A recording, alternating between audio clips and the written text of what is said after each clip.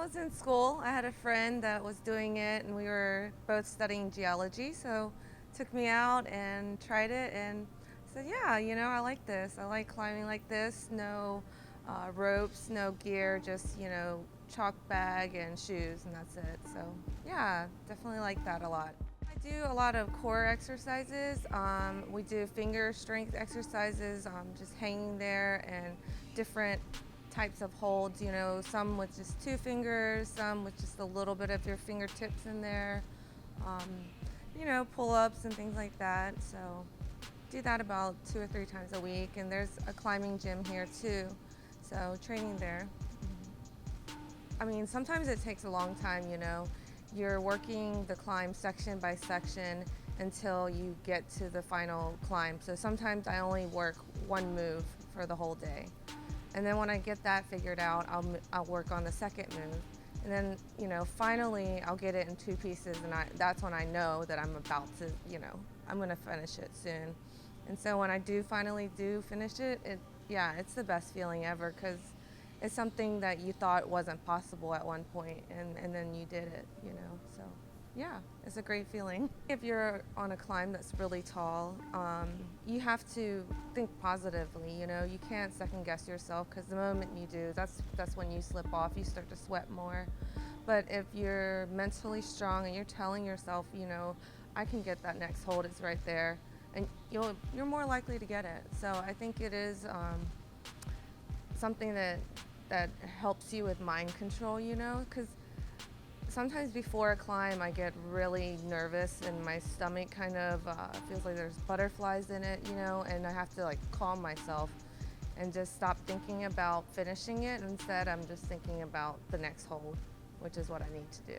Focus on the next move, not the final climb.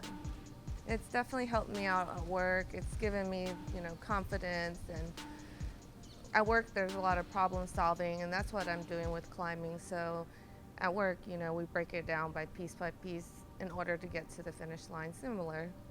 I think it has helped me a lot, especially working with a bunch of men, and being one of the only women in the office. So yeah, definitely helps me feel more confident. And what I've learned too is climbing is not just about being physically strong or mentally strong, but you really have to want it as well. And so sometimes I'll do something, and then a week later I'll say, "Oh, let me try it again," and show my friends I can't do it. It's because I don't want it as badly as I did the first time, So you have to really want that too. Yeah, because it hurts sometimes, right? And you're kind of putting yourself in a little bit of danger. So if you don't want it that bad, then you won't get it. Yeah, you have to want it. It requires a group, because you're spotting each other, you're helping each other out, you're kind of solving the problem together. So if you're going with people with similar strength to you, then you can help each other out. Girls are actually a lot better at it than men most of the time when you first start, because a lot of people who first start out, they try to muscle up it, and women are just naturally use their legs more. They are aware of their body positioning, putting their hips over their feet. Those are the types of things that you need to keep in mind when you're climbing, not just pulling up on a hold, because a lot of times you don't want to pull up on the hold, you want to push up with your feet. Yeah, and women are really a lot better at that than men. I think one thing I've learned about climbing, especially in Hawaii, there were a lot of climbs that had only been done by men.